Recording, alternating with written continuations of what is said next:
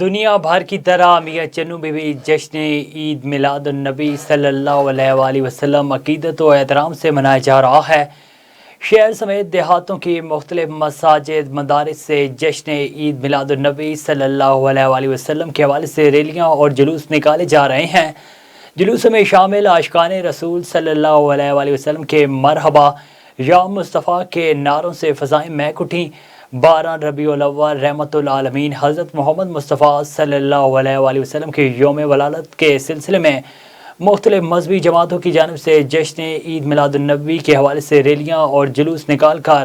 آقائے دو جہاں حضرت محمد صلی اللہ علیہ وسلم کی شان میں